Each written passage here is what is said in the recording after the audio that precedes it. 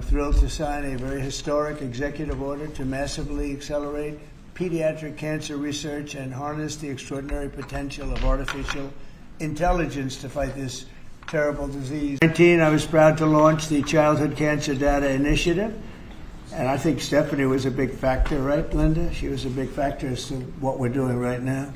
Absolutely. Which invested $50 million a year into pediatric cancer research, and today, in line with recommendations made by Secretary Kennedy and the MAHA Commission, we're doubling that investment, adding another $50 million to Childhood Cancer Data Initiative. We're doing that immediately. And we have a lot of money coming in with the tariffs. We've never had money like this coming in.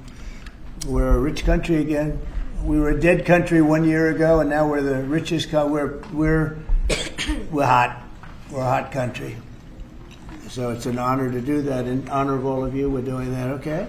With this order, I'm also directing the federal government to fully utilize artificial intelligence to supercharge pediatric cancer research. It's pretty amazing what's happening. For years, we've been amassing data about childhood cancer, but until now, we've been unable to fully exploit this trove of information and apply it to practical medicine. Using cutting-edge AI, we will empower scientists and researchers to discover new treatments, cures, and prevention strategies. AI can also make groundbreaking trials and therapies, and it's just going to be so accessible to everybody, families all across the country. So it's going to be amazing. What's happening is amazing. And we have more AI. We're leading in AI. We're leading China by a lot. We're leading everybody by a lot. They're creating their own energy. We let them build their own energy plant because we don't have the energy. Nobody does to feed them. The amount of energy just the AI needs coming into this country is double what we have right now.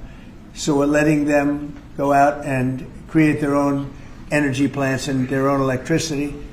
And they're doing it. We're giving them permits to build electric plants. They're becoming sort of a utility. Maybe they'll do better with being a utility. Who knows? They'll do better with being a utility than they will being AI. Well, Mr. President, thank you very much. You've already acknowledged this incredible team here, and all of these people standing behind me were inspired by the story of a little boy named Connor Mahalik. He was a little boy who didn't want to hug me because he gave choke-out hugs. He booed his favorite nurse when she came to give his chemo, and he always worried about his dad because his dad was Connor's best friend. Connor was a WWE fan who I met after one of our big events, the Royal Rumble.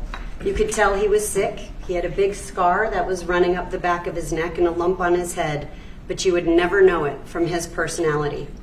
He told me about the t-shirt that he was wearing that was dragging on the ground because WWE superstar Sheamus, who's 6'5", had given it to him. Underneath that was his Daniel Bryan t-shirt, and underneath that was his Skylanders t-shirt because that was his favorite toy. And as I stood up from my aforementioned chokeout hug, Connor's dad told me that he didn't have long to live. And I didn't want to believe that. I kissed him goodbye on his soft little cheek, and when he looked back at me, I made an unspoken promise to fight for him and kids just like him. Kids shouldn't even know what cancer is, let alone have to face it. And this incredible team believes that too. This executive order makes kids with cancer the first focus of AI innovation across healthcare in America. If there is one thing in the world that could bring us together, please let it be our children. Because I can almost guarantee if your child was diagnosed with cancer, you wouldn't care what party their doctor belonged to. You would just want the best. And President Trump is doing just that, enabling that every child with cancer gets the best care possible. And we couldn't be more grateful. Thank you, sir. Thank you. Today, President Trump signed an executive order that makes an historic promise. We will harness America's innovation in artificial intelligence to find cures for pediatric cancer. We stand here today because of Stephanie McMahon-Levac, never wavered in her 11-year commitment to give every child a future free of cancer. She proves how one person's courage can change what is possible. Cancer is now the leading cause of chronic disease-related death in children, and its incidence has risen by more than 40% since 1975. We cannot accept that. We must act with urgency. The MAHA strategy report released earlier this month directs HHS to focus on research that harnesses AI to uncover causes, identify risks early, and take action in childhood and young adulthood to prevent cancer. Now, this executive order directs the MAHA Commission, working with our nation's top science and technology leaders, to deploy AI to transform cancer care and research. We will accelerate progress in the Childhood Cancer Data Initiative that President Trump launched in 2019, and that means building stronger data systems, using AI to decode complex biology, designing better clinical trials that deliver faster, more effective treatment for kids. The order doubles federal investment in the Child Cancer Data Initiative with an additional $50 million just this year. NIH will expand research while the private sector and universities will bring their best tools to the table. Together, we will ensure that every innovation, every breakthrough goes to work for our children. The order guarantees that AI will be integrated into HHS interoperability networks. We will make electronic health records and claims data work for patients and researchers. We're already doing that, and always with parents in control of their child's health information. No family should have to fight cancer with outdated tools or without access to the very best science. For too long, families have fought childhood cancer while our systems lag behind. President Trump, thank you for your leadership in changing all that. This executive order is about action, unlocking cures, empowering families, and giving every child the chance to grow up healthy and strong. With American innovation and leadership, we can make our children healthy again. Hello, thank you everyone. Thank you President Trump for signing this historic executive order directing your administration to use advanced artificial intelligence technologies to cure childhood cancer.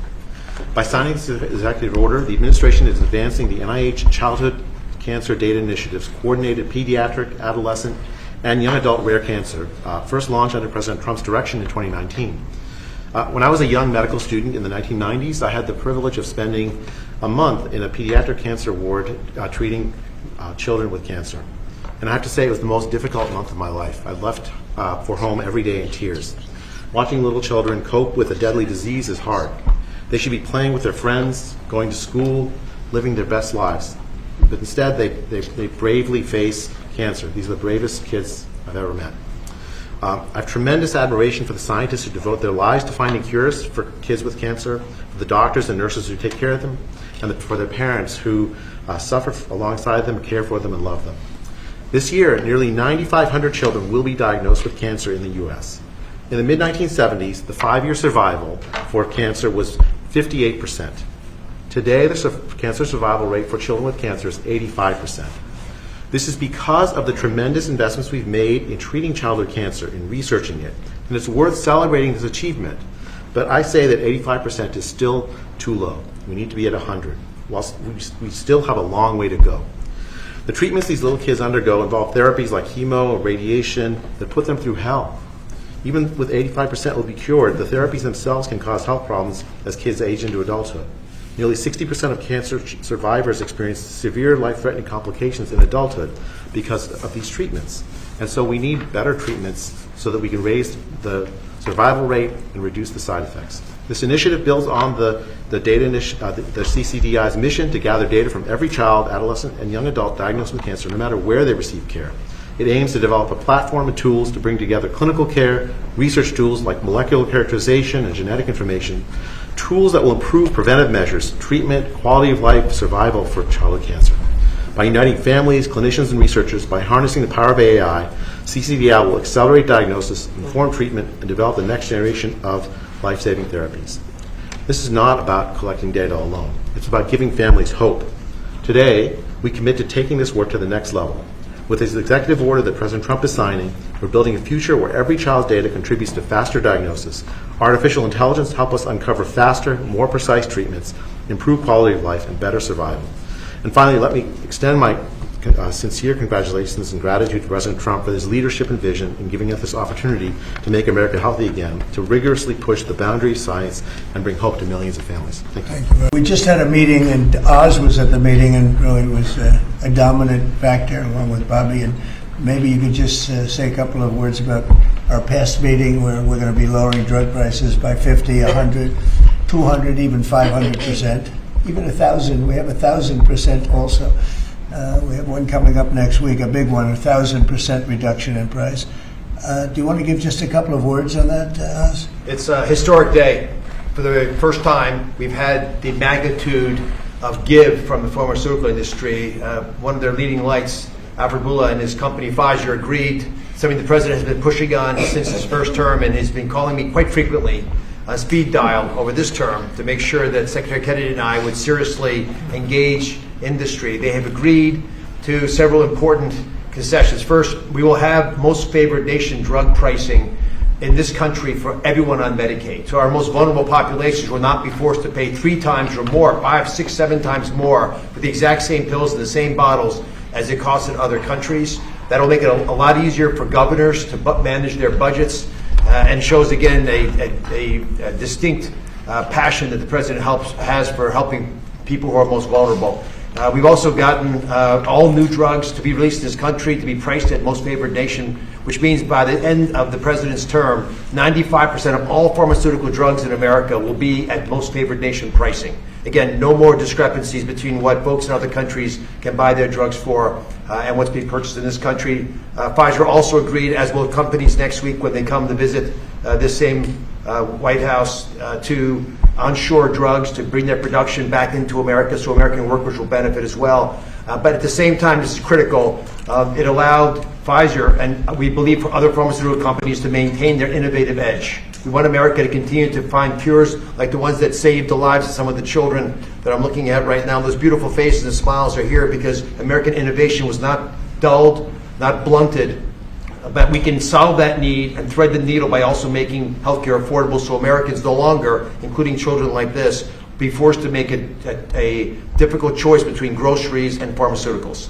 And I must say, Mr. President, since this morning, if you just look at the stock market, there's been support of this decision made by the CEO of Pfizer. Their stock has benefited. So I think it was the right thing for the company, the right thing for the policies of this administration, which is a pretty cool place to work. But most importantly, it's the right thing for the American people. Inch closer to a government shutdown. This morning you said you might do a lot of layoffs. If DOGE is already reducing the federal workforce, why is it necessary to link more federal jobs cut to a shutdown? Well, the Democrats want to shut it down, so when you shut it down, you have to do layoffs. So we'd be laying off a lot of people that are going to be very affected, and the Democrats, they're going to be Democrats. As you know, this country, no country can afford to pay for illegal immigration, health care for everybody that comes into the country, and that's what they're insisting.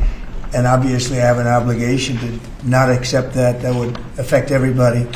You know, when I see what we're doing with AI and all the plants that are opening up in the country, $17 trillion is coming. And if you compare that to Biden had, in 4 years, less than $1 trillion. We have 17 trillion, more than that. I think it's going to be much more than that, David, by the end of this year. I think it's going to be far over that. It's a record. It's already a record in 8 months.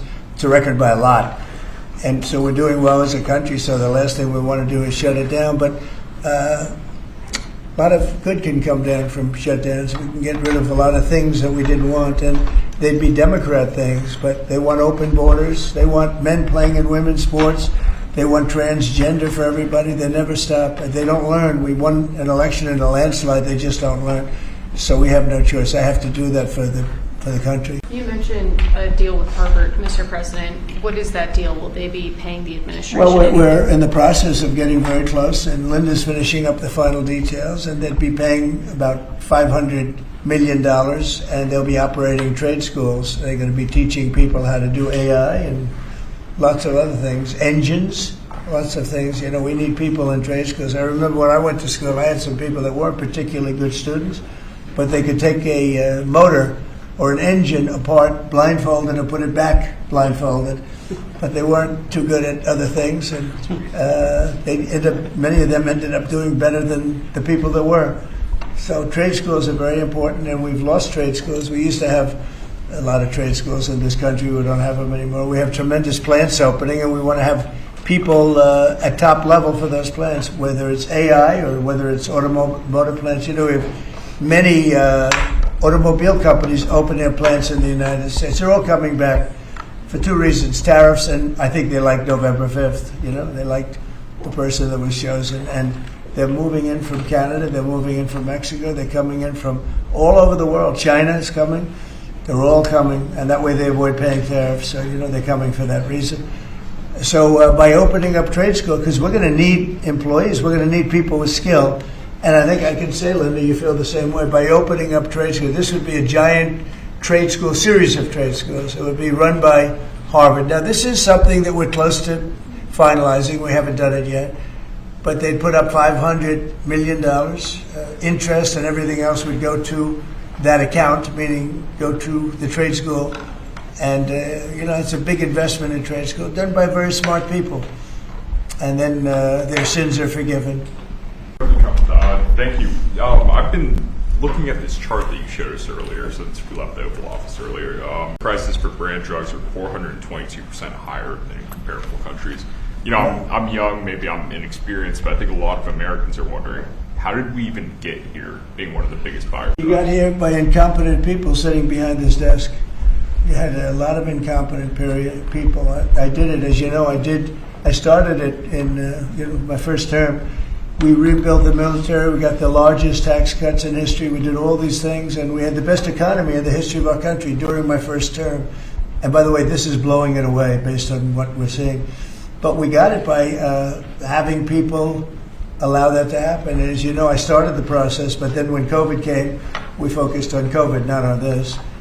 And I said, if I ever go back and do it again, I'm going to make this a primary thing, because other countries are paying a fraction of what we pay for the same exact drug, same exact pharmaceutical, everything. And I said, no, it's not right. And the drug companies actually came along. You know, don't forget, they make 30, 40, 50 million a year, these people. They're very smart. And they had a lot of people convinced that, you know, that's the way it has to be. They talked about research and development. We had to pay. I said, well, why isn't Germany paying? Why aren't other countries paying? And they always had a good answer, but it got to a point where I didn't like the answer anymore, and I said, we have to do this, and we did it. The team that we have with Oz and Bobby and Chris and all of the people that we have working on it, and I must tell you, Marty's been a big, wherever you may be, Marty, but Marty's been a big factor. We have a great team. There's never been a medical team like this, and I said, let's go do it. And then I did, as I said, I would bug them every single day, every week, because I said, we have to have, I mean, why should we be paying 10 times what another country's paying? And that was just an excuse, you know, research and development. We do research and development. So now we're going to be paying whatever the lowest price is, we're going to be paying that price. So it's a great thing. But there won't be anything that can have the impact on Medicare, Medicaid, Social Security, anything where you need pharmaceuticals, medicines. The numbers are going to come way down. Even Obamacare, which is terrible, it's not been good, as you know. It's a weak form of health care. But it'll be better because the medicine's going to come in at a very low price. What is your message to America that this potentially could bring us all together, get us on the same page, and have unity? And I'd like to see if some of the kids or the parents have what it means to you to see President Trump get involved with this. Well, we've made tremendous strides in cancer research, far more than anyone has done. And we have the greatest minds, the greatest people working on it. And childhood, you know, they call it childhood cancer. It's a very specific thing, and we really made a lot of progress. I think something that's going to allow us to make a lot of progress is the money we're saving on pharmaceuticals. We'll be saving 500, 600, 1,000%. Nobody's ever heard of that.